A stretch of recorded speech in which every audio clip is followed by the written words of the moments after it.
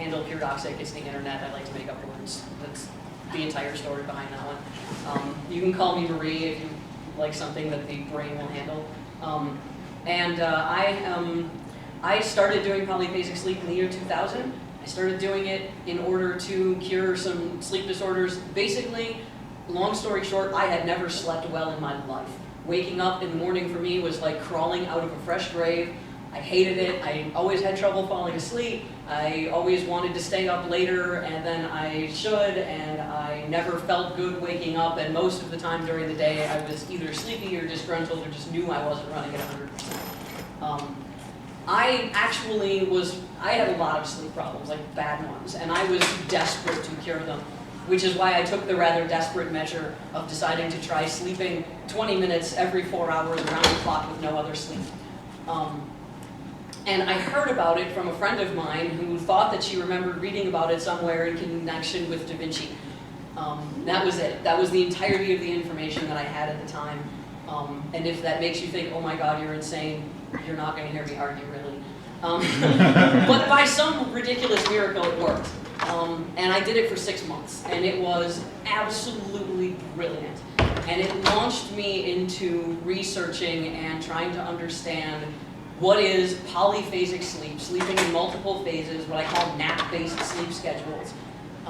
These are sleep schedules, just like a sleep schedule where you go to bed at 10 and wake up at 6 is a schedule, but it's of an alternate type that operates on a theory that by exchanging some of that big chunk of sleep for naps at particular times in your rhythm of being awake and asleep, you can gain some efficiency.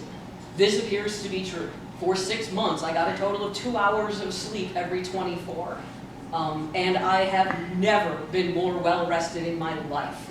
I didn't yawn for that 6 months, with the exception of when it was 5 minutes before my nap time, period. I fell asleep in under a minute. I woke up before my alarm clock went off, and I felt like $1 million every single time. And I was actually young enough at the time that I didn't really understand what a big deal that was. I mean, I knew that I had never slept well before, and suddenly I was just having this miraculous experience of sleeping well. But at the age of 20, you don't really go, holy crap, you're sleeping well. It's now been an unspecified number, but a significant number of years since then. And I have been polyphasic since 2008, unbroken. I've tried several different schedules. I'm currently on the Everyman 3 schedule. So I named the Uberman schedule, the 20 minutes every 4 hours around the clock. My friend and I had tried it in college. My friend was our control because she didn't have sleep problems. We both did it. We both succeeded. We both loved it. It was great. A bunch of people have done it since then. And actually, there has been exactly one scientific experiment on polyphasic sleep. What it proved is that it is in fact possible to adjust to the Uberman schedule. It does work. They hooked somebody up to everything in the world. They did a 3-week-long experiment, which is kind of short for an adaptation. I'll get into that later. But it's long for a sleep experiment to monitor someone every day continually for 3 weeks. And they showed that with consistent use of that schedule, all of his stuff went haywire while he was trying to get used to it, which is totally the experience. But then, after about 10 days, which was my experience too, everything started to even out, and at the end of the experiment, he was back to baseline or better on memory retention, reflexes, everything. He was completely fine and healthy. Before I did this, Buckminster Fuller is the only person on record that we know for sure actually did it, but he did it for 2 years. He came up with it himself. You guys, who knows Buckminster Fuller? Like, who knows the name? Yeah, okay, I'm a huge Bucky Fuller fan. He was a scientist, and he was a crazy, awesome philanthropic scientist. And he made the schedule up. You know, he wasn't really going off of anybody else, but he slept for about 30 minutes is what he wrote down, about every 4 to 6 hours around the clock, and he did it for 2 years while under medical supervision, was pronounced completely fine. So he's a known case. I didn't know about him when I did it. I just decided to do it. But that's fine, I'll just try it. All of my research has borne out that everybody else that this is attributed to, Einstein, Edison, Da Vinci, everybody else, is complete speculation, but it's speculation that makes sense. Polyphasic people are awake a lot, they tend to be energetic, they tend to get a lot done. I mean, I have a 20-hour day, and I've had a 20-hour day since 2008. When I tell people that I do the stuff that I do, it's like, where do you find the time? It's like, well, it actually makes a big difference having a 20-hour day. It's a lot. So anyway, that was a big, long, rambling introduction, and I touched on a bunch of the stuff that I'll get to today. But let me back up a little bit and do some more of the, here's the format, etc. I do tend to just kind of freestyle. I've been talking about polyphasic sleep a long time. I did write a book on it. The book exists. The pre-orders are up for the second edition. Don't bother with the first edition. Buy the second one. It's so much prettier, and I put like a whole bunch of new content into it. I'll give everybody a discount code before we leave to get 20% off. But I will say that if you have a burning question, throw your hand up. I'll say something as soon as I get to a point where I can stop and remember where I was going to pick up afterwards. These two are my esteemed colleagues. They know quite a bit about things related to polyphasic sleep as well. Neil is actually in the process of adjusting to an Everyman 4.5 schedule. Yell at him if he does not get his naps later on. I've been yelling at him for days. We'll go over adjustment and why it's important to get them, especially in the beginning, and in general what it's like to live on the schedule. Ed is a super smart guy. You remember him from the sleep hacks thing if you were here yesterday. He just knows a whole lot about the topic. I never fail to learn things because I have my actual research into sleep is secondary to my being polyphasic. And believe it or not, I'm polyphasic because I'm incredibly busy. That is one of my motivations for continuing to be polyphasic. So I actually will tell people, I don't have time to do things like research sleep. I may have all this extra time, but it's full. I have all this stuff that I want to do. So I have wonderful people like these two. He also knows a fantastic amount about the technologies that are out there to help people track their sleep and do things to improve your sleep, etc. So if you have any questions along those lines, he's your guy. So let's get started. And then at the end, we'll do just people ask questions. So there will definitely be time for questions at the end. Oh, you were just asking questions there. Sure. Let's go with it. Because of that 3-hour nap at night, it gives you about a half an hour, sometimes as much as an hour's sway after you are adapted in your nap time. So when you are adapting, there is no sway, ever. We'll talk about that in a bit. After you're adapted to an Everyman schedule, though, you can, so my nap time is, and mind you, even when I refer to people being adapted, I'm kind of long-term adapted. I'm a different story. I've been doing this for years and years and years now. I have a lot more room to play with it because it kind of is my default schedule. Assume that I have only been doing this for a year or two, or 6 months or something like that, and I was adapted. If my nap time was 1 o'clock, I could go to sleep at 12:15, 12:30, 1:30, 1:45, and I'd be fine. And take my nap, and I would be okay. So Everyman is kind of the answer, and the reason I tried it is I really wanted to be polyphasic again, and I tried getting Uberman to fit in a 9-to-5 schedule. And I'm not a surgeon or a school teacher, you know, I work in an office, but even then, I couldn't always hang up the phone or get out of a meeting exactly when I needed to. So yeah, unfortunately, the world is not yet cool enough to support Uberman schedules in the office. But you know what? Everyman is nice. It's only costing you 2 more hours a day. And I've found it quite doable. I've been doing that for years in an office environment, and I've always been able to make that work. It does take a bit of prioritizing, but we'll get to prioritizing in a bit. So instead of having 20 hours to do it, you have 18? No, I have 20. I had 22 on Uberman. Yeah. Oh, okay. Yeah. I'm sorry, go ahead. I just want to say that like I usually have a lot of trouble falling asleep. Like it takes me like 45 minutes to an hour to fall asleep. Yep. But I switched to 2-3-hour like naps a day. This is probably 2 years ago I switched to that. I mean, I'm not on that schedule right now. It still takes me a long time to fall asleep. When I was doing 2-3-hour naps, I could just fall asleep instantly. That's a good point to bring up, and one of the things that polyphasic sleep does tend to address is that tendency to have trouble falling asleep. I use the extreme example. I've decided to adjust to Uberman, all right? And this gives me a good segue into what does the adjustment process involve. I'm going to do it. Like, there's no way to adjust to polyphasic sleep other than doing polyphasic sleep, just like you can't adjust to being a vegetarian other than to stop eating meat. You do it.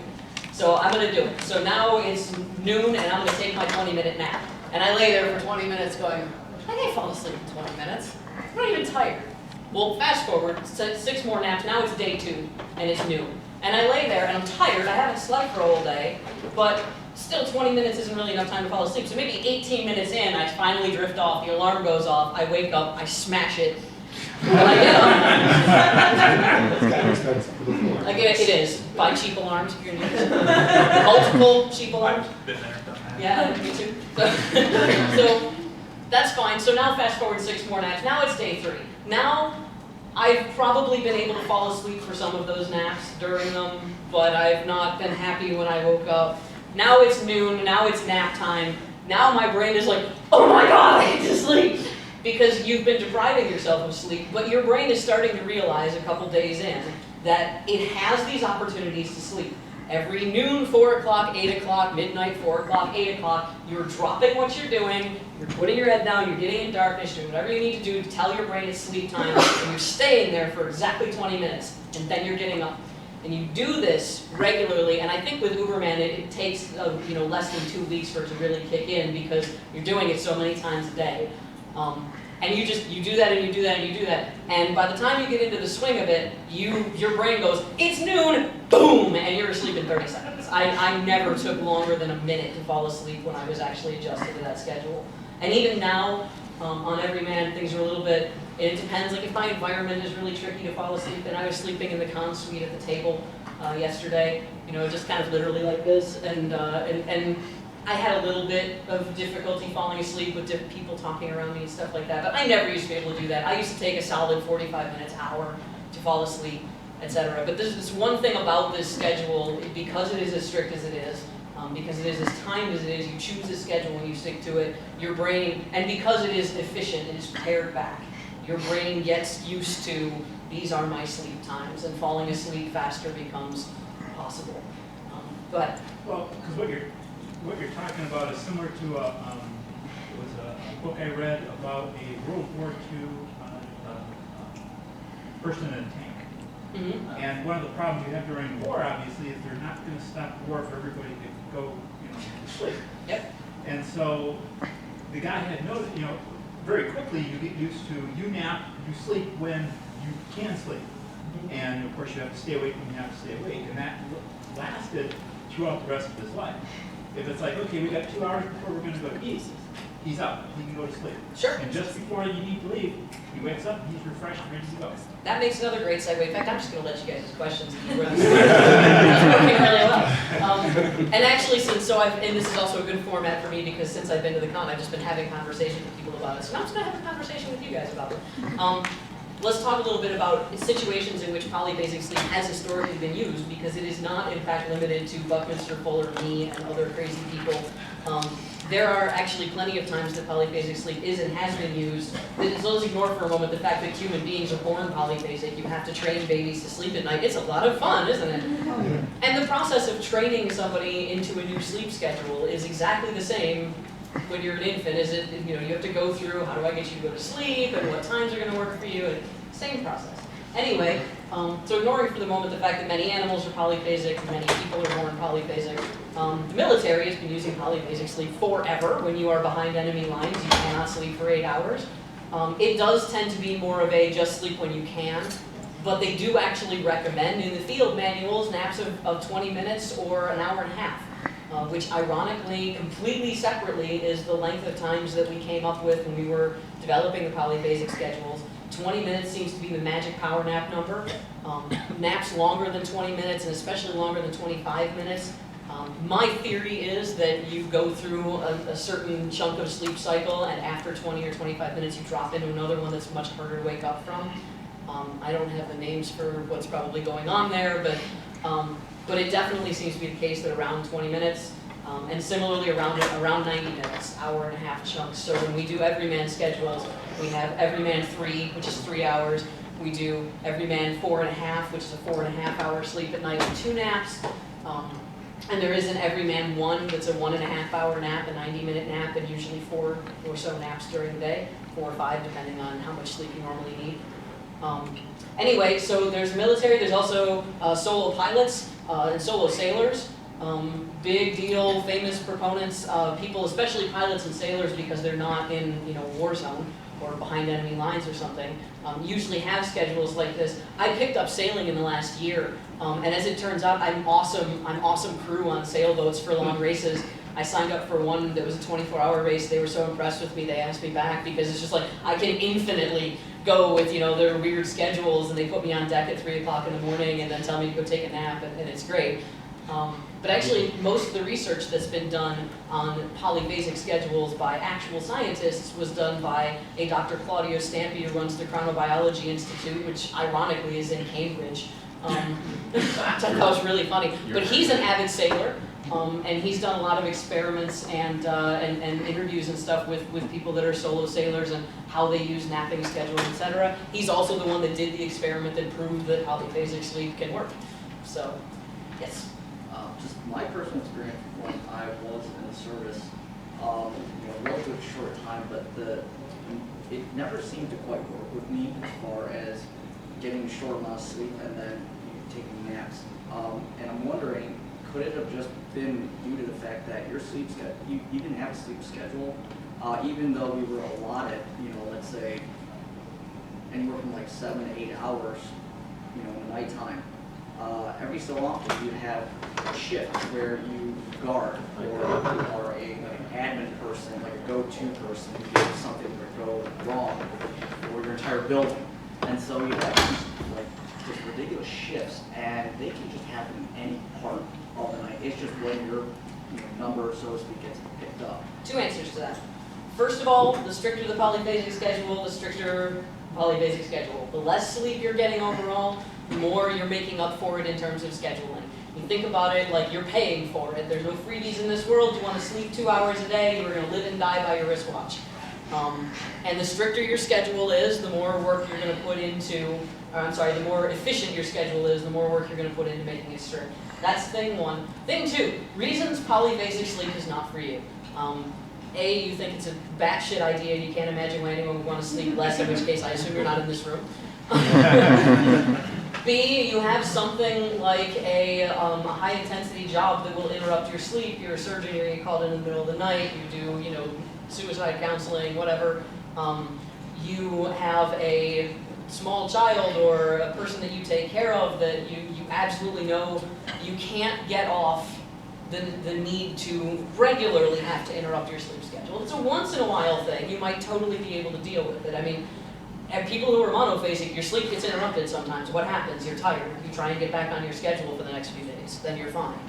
Even when I was on Everyman, thankfully not very often, but it did happen that I had to miss a nap for some reason.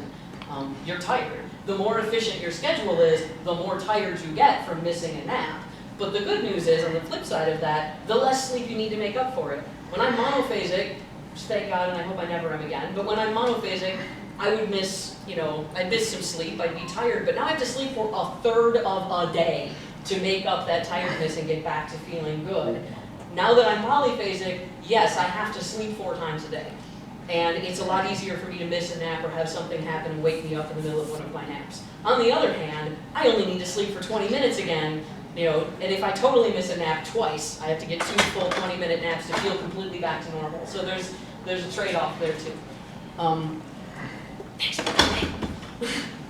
The other reasons that, and the other reasons that polyphasic sleep is probably not for you are, I think, fairly self-explanatory. You're under 18, please don't screw with things like your sleep schedule and crazy diets when you're under 18. I hate to say that, not even just 18, like you're still growing, do not mess with your sleep cycle, sleep a lot, grow. You have to take, strong medication as part of a maintenance thing, stuff like that. So I won't get, but yes. Those are reasons that it's probably not for you, and I think the military being able to just call you and wake you up is probably one of them. Within the past year, I saw an article about, it was about people's sleep schedule in the, before electricity came out. Yes. Biphasic. Yes. Yeah, and someone else brought that as well. We'll talk about being We need to bring up biphasic sleep. Yeah, absolutely. Let's get this question, and then I'm going to go back to biphasic, because that's a bit of a topic. Okay. Well, you might get to something that would answer the question. My situation is I have severe sleep apnea, so when I sleep, I have to wear the CPAP, and when it was measured, it was like breath stopped 100 times in an hour, and even if I, for some reason, just take a nap. If I'm laying back, then I'll find like my throat will get dry because it was like stop, stop, stop, stop. So I'm wondering, is there a form of polyphasic sleep that I could do with accommodating having to be hooked up to the tube? Yes. So right now, when you have to sleep, you have to have gear and you require certain positioning, etc. That probably wouldn't change. You would just have to make sure that you could be somewhere that you could sleep at the times that you needed to sleep. On the other hand, I have heard from some people with, and apnea was the one sleep disorder I did not have. So I can't actually speak to it, but, which is kind of funny because then I went on to be a professional apneist because now I'm a free diver and breath hold artist, and so it's kind of funny, like apnea was the one thing I didn't have, so now I do it for fun.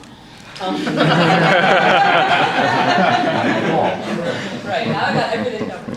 However, I have talked to people that said that taking a 20-minute nap, even though like right now if you took a 20-minute nap you might experience symptoms, if you were adjusted to a polyphasic schedule where you fell asleep quickly and slept deeply for those 20 minutes, you might have less symptoms during a nap than you would. Not that I would recommend throwing all of your gear out of the window, etc., but it might be one of the things that would be worth trying as a possible, avenue of treatment as well to help, because those also, you don't necessarily need to be laying down to take a polyphasic nap. One of the things that's really neat about polyphasic sleep is, I don't know, so we all do computers, I think. Does anybody have any chiropractic issues or neck problems, stuff like that? If I sleep for 8 hours, I wake up and go, oh my God. And mind you, I take very good care of myself. I'm a martial artist. I specifically do Tai Chi. I do yoga. Like, I am about as stretched out and good as you get, but I also spend like 15 hours a day with my lover here. And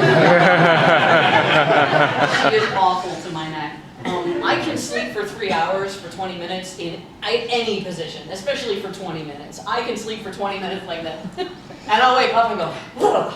And it's fine. It's 20 minutes. You don't necessarily have to, but of course if I slept for 8 hours like that, or like this, or like anything, just do it.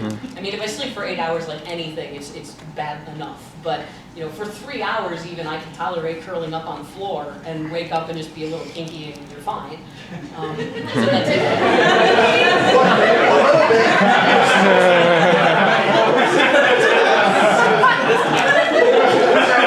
So you tie ropes to your lover? So 15 hours is a little bit, but that is a lot. Needs to be warm. I have a serious question. Do you have a marking code? Do I have a what? Yes! Oh my God, thank you. There was a spill, so there's something on the outside of it, but I got most of it off. It's a waterproof coat. It's the Yeah. same coat, just right behind you. Okay. Just jump in. It's right behind you. Thank you so much for salvaging my Let me coat. if I can jump in just real quick on the Absolutely. CPAP question. My extensive scientific background on this is my dad also has sleep apnea, and he's got the Darth Vader mask as well. I know they do make smaller travel-sized CPAP machines. He uses it when he goes on vacation. It's a little easier if you're going to be taking polyphasic naps and not sure where you're going to need to sleep at. That might be an handy investment to have if you don't already. It's just a smaller. I love that there's a technical guru in polyphasic sleep. That's fantastic. Thank you. The other thing I'll say again with this, I'm not going to belabor it too much because I mentioned the ZO and other EEG devices, EEG-based yeah, that might be very helpful sleep for you too. brainwave things. Obviously, you've done a sleep study, right? A professional yeah. sleep study as part of the sleep apnea. Yeah. Yeah, I worried a bit about myself and that because of my dad. But sleeping with the ZO, I've found when I sleep, I do not wake up ever for anything. That being said, it's not a medical device, but that might be a nice, for $50 or something, it might be a nice addition to, if you're going to be doing polyphasic napping, just to make sure that you're not having sleep apnea incidences during those naps. Cool. Let me do biphasic and then we'll continue. Biphasic sleep is two sleeps. This is the most common type of polyphasic sleep because, of course, there are entire cultures that take siestas. And the siestas can range from 45 minutes and we sleep a normal amount at night to we only sleep 4 to 6 hours at night and we sleep 1 to 2 hours in the afternoon. It depends on where you are, whatever, but people have been doing this since time immemorial. People have also been, as the gentleman who asked the question pointed out, before we had electric light, it was really common for people to go to sleep really early when the sun sets at 7:30, 8 o'clock at night, and then wake up in the middle of the night and have a period of activity. Usually, you're either there are reports that like people spent that time together, etc., or that was just your alone time. You know, you have to spend time with your family in your town and whatever during the day, but you got to wake up in the middle of the night and do something for a couple hours and then go back to sleep for a couple hours. So there have been many, I wouldn't even say experiments, there have been many lives and lifestyles built around biphasic schedules, and those seem to work for a lot of people. I hesitate to include them when I discuss polyphasic sleep, simply because, I mean, they are polyphasic definitionally, sure. Although actually the word polyphasic, which was not come up with by me, that was Dr. Claudio Stampi came up with the word polyphasic, and he specifically meant equiphasic schedules, schedules where the naps were all the same length. So he would have excluded Everyman. He would say that Uberman and Dimaxion were polyphasic schedules for being just those naps, and he would say that a biphasic schedule that was, for instance, 2 equal 3-hour naps or something like that was polyphasic. But I'm kind of ignoring and bending his definition a little bit, because when I discuss polyphasic sleep, I'm talking about the more extremely efficient schedules. I'm talking about the schedules that allow you to sleep much less time in a 24-hour period, because, quite simply, that's the area of interest that people tend to come to me with. They don't necessarily go, wow, it's so fascinating how you break up your sleep into little chunks. They go, how are you having a 20-hour day for the last 6 years? So that tends to be just when I define it. I'm usually thinking of Everyman and Uberman, but it is absolutely worth noting and considering that biphasic schedules are out there and tried and true and tested, and people have done them forever, and they typically don't, they either don't save time because you end up sleeping about the same amount anyway, or they don't save much time. Sometimes for some people they save a little bit. Eisenhower was actually a famous example. He used to only have to sleep 4 to 6 hours at night, but then he took like an hour nap in the afternoon, and ta-da, 7 hours of sleep.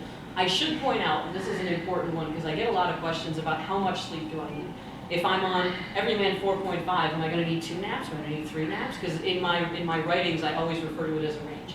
Like Everyman 3 is typically 3 hours and 3 naps, but for some people it's 3 hours and 4 naps.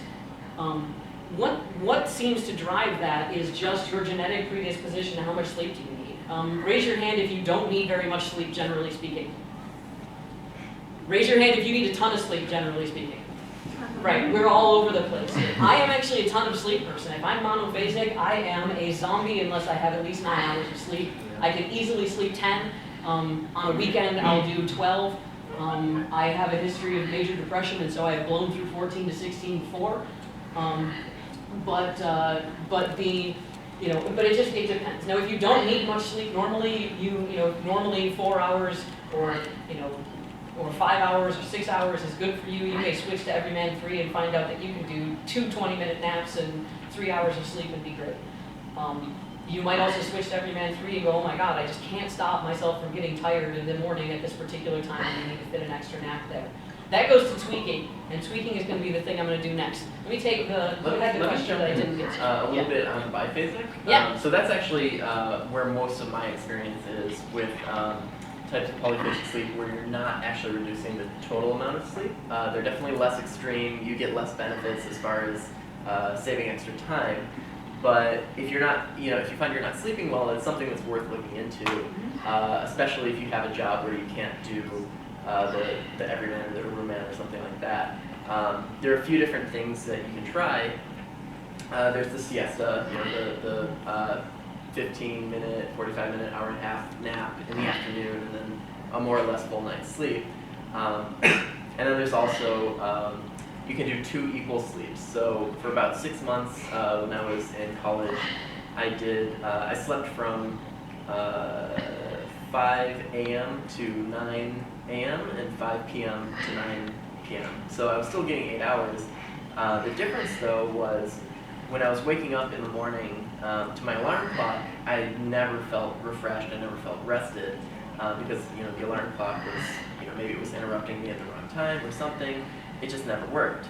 But then in that 4-hour evening nap, I was able to wake up naturally once a day, and that was the first time in my life I'd ever woken up naturally. And being able to do that every single day, all of a sudden I had, 12 minus 4, I had 8 hours in the night where I was awake and refreshed, which I had never had before. So, especially again, if you can't fit a regular like Uberman type schedule, those are other options to continue to consider. Yeah, totally. I should add that it's one of the great cruelties of polyphasic sleep, at least for me. Didn't sleep well your entire life, and you finally find a way to beat it, and now I don't need to get much sleep, but now all of a sudden, for the first time in my life, sleep is awesome. Now it's refreshing, now I like it. So ironically, I beat sleep, but now I like to sleep, so now I actually have to fight myself not to. However, and this is one of the great truths of polyphasic sleep, I'm gonna take a question right after, but I need to get this out. When you are polyphasic, especially when you are on an efficiency-based polyphasic schedule, Everyman or Uberman, more sleep is not necessarily more restful. This is a weird thing to have to get your brain around, but if you're adapted to one of these schedules, you are getting your rest based on the distribution of your sleep, as much as the quantity of your sleep, if not more. Staying awake too long is a big problem. But if you were to go to sleep for 20 minutes and wake up, you're going to feel great. If you're a little tired and you go to sleep for 40 minutes, you're going to feel like crap. That extra 20 minutes is not actually extra sleep at that point. So it's just interesting to keep that one in mind if you are polyphasic. Because I'll do that, like I'll get myself tired because I've missed a couple naps for a couple days in a row or something, and say I've been at a convention or something. Actually, no, I've slept great this whole time. But if, yeah, this has been really useful. It helps that somebody's sharing my room, so I keep having to like get up at the right time to abandon my room. Funny thing is I didn't move into bed afterwards. You just slept on the floor. I tried to kick you when I got up. Oh, really? Yeah, Yeah, I'll break through that. Yeah. Anyway, Speaking of sleep. but yeah, I'll sometimes be like, oh, I'm just tired and I don't want to get up. I'll sleep some more. Wrong answer. No, I will not sleep some more. I will take more naps on time, and then I will feel better. Okay, who had the oldest question? You did, okay. So, I have two questions. So one is the Zeo. Do you use that to time the polyphasic naps? Can you use that to? I mean, That's a data collection device. okay. It was just data collection, so Yeah. it doesn't. Do Well, it also has an alarm on it, and it'll wake you up, and it also does fancy things like it'll wake you up at the right, if you tell it I need to get up Yeah. by 5, but I want to get up at a time that's easy for me to wake up. It'll Right. start looking for a time to wake you up at 4:30, kind of thing. But One that's point on that I found helpful for naps, you're saying very important not to sleep, oversleep on a nap. What I've done that's worked for me so far is I'll set the alarm on this for, I'll artificially set it longer than the nap is supposed to be, and then I'll set the opportunity. we disagree on this part. That's Okay. good. But I'll set the opportunistic wake window, to come back before the time when it really should be. And I found that it does a good job of waking me up really when I'm supposed to get up before the nap, based on the sleep cycle. But so that's slightly backwards though from. Oh yeah, I'm not claiming it's legit. No, I'm not. No, just saying and I do. I'm not saying you're wrong. What I'm saying is that like when it comes to using a polyphasic schedule to change your sleep cycles, what you're doing is you're setting up a container of 20 minutes, and you are laying down at the beginning of that 20 minutes, and you're getting your butt out of bed at the end of that 20 minutes, and you do that with consistency.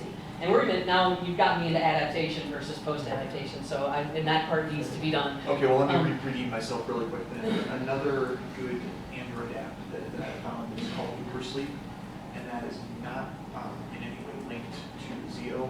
It's strictly a timer-based application, but it's specifically written to be geared towards the 20-minute naps. And it's got a nifty little feature where it uses the accelerometer. As I said in the last panel, accelerometer-based sleep measurement, bad thing. Accelerometer-based, make sure you get up and walk around is an interesting feature because it keeps you. The biggest piece of knowledge that came out of this, the biggest win for everything, if you want to adapt to a polyphasic schedule, you must clear 30 days of your life where you can stick to it like absolute glue. And you don't do things like, I need to wake up at a time when I feel good, so if my phone says I'm going to wake up after 18 minutes, no, you're going to lay in bed with your eyes closed until 20 minutes are up, and then you're going to get up and leave your bed. And you have to do that in order to adjust to the schedule, because you're teaching your brain that's when your cycles happen. Your cycles happen in these periods of time. And you do this you usually plan for Uberman 2 weeks that you're not going to touch anything. You are going to set up a schedule, you're going to stick to it until it kills you or 2 weeks pass. Fortunately, it hasn't killed anybody yet. But and with Everyman, it's 30 days. You're gonna stick to the schedule for that. After that point, you may still find that there is something in your schedule that's not quite working.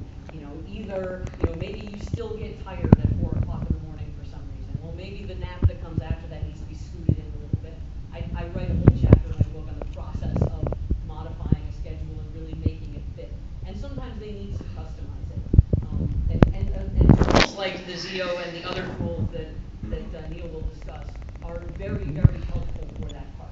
You want that data to be able to say, this is what I need. I did it entirely without that. And you could just watch yourself, take notes, etc. That works just fine. But those are all helpful things to have.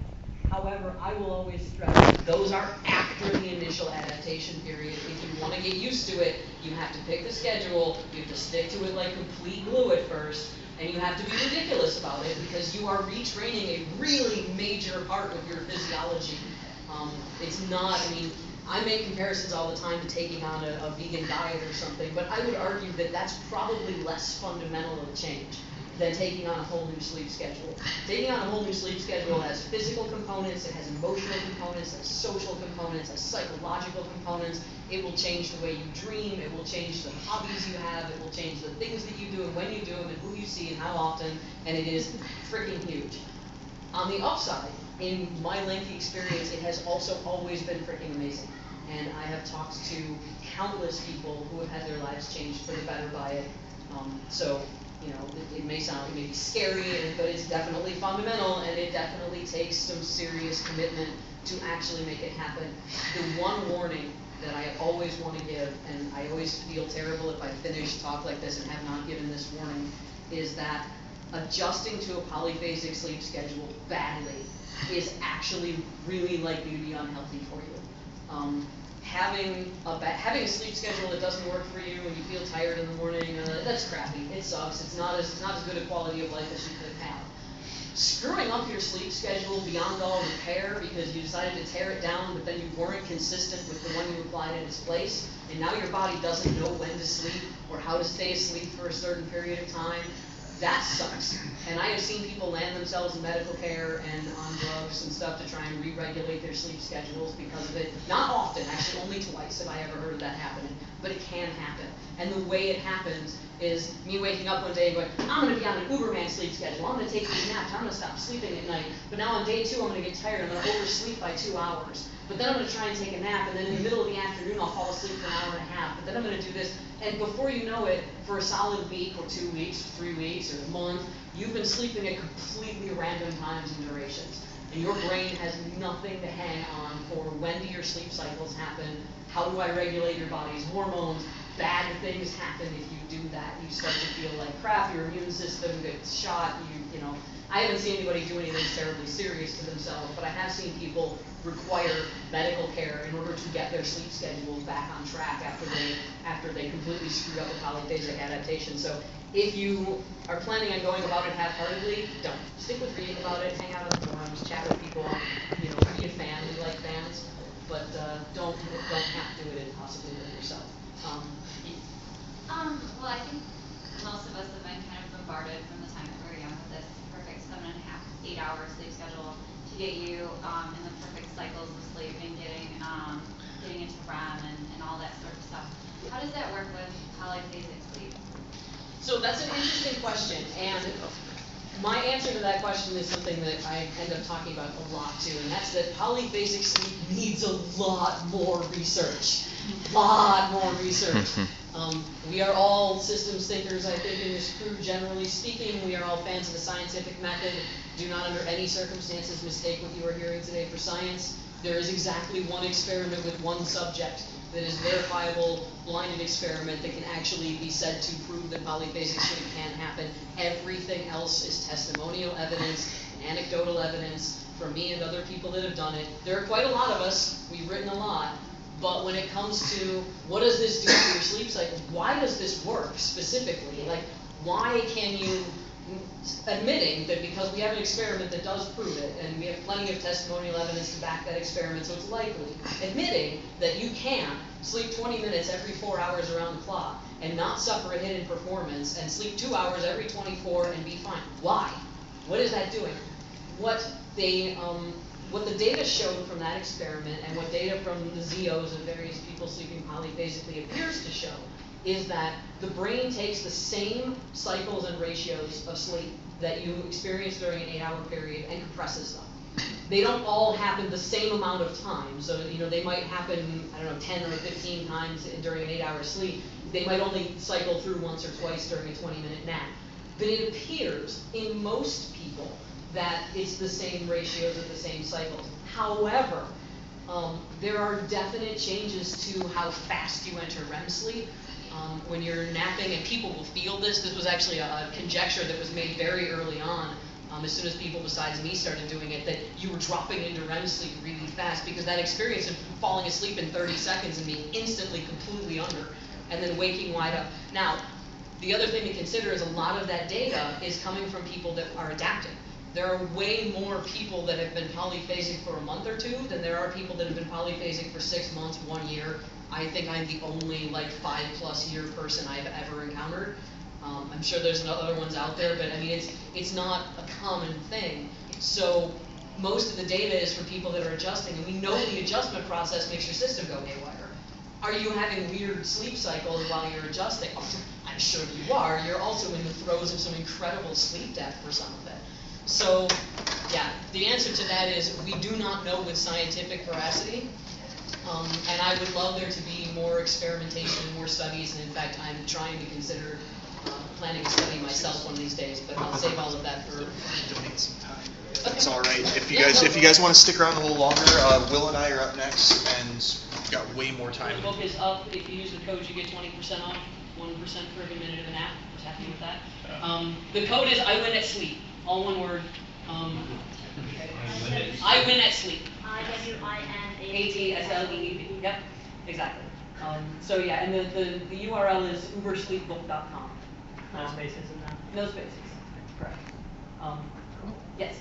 What happens if you want to go off of it? Become polyphasic? Yeah, I've actually done that a couple times. I even did a 3-month experiment where I went monophasic so that I could write about what being monophasic was like and all that business. It's not hard, but it takes a couple days. What'll happen is you'll go to sleep, you'll try and sleep as long as you can. If I sleep as long as I can, I sleep 3 hours, and the next night I sleep 4.5, and I sleep 6, and I'm still tired during the day when I want to nap. It's just kind of a reverse adjustment, but it's sleepiness, it's not that bad. So yeah, getting off of it I found was pretty easy. And do you have a section about getting exercise so it doesn't feel like you're Absolutely does. In fact, the second edition specifically, I was not that physical when I first adapted, and I'm now a maniac. Because I didn't want to spend all of my time with my lover. I took a lot of my extra time doing the physical activities, so besides playing underwater hockey and doing kung fu and all kinds of stuff. So I actually do, there's quite a lot about scheduling your naps and scheduling your exercise and planning for if you're going to spend 8 hours per day, what's that going to do to your sleep and stuff like that. So yes, the book does have a section on that. Can we do a scheduling thing first? Yes. So it looks like a lot of people are going to the next panel. It's 12:55 right now.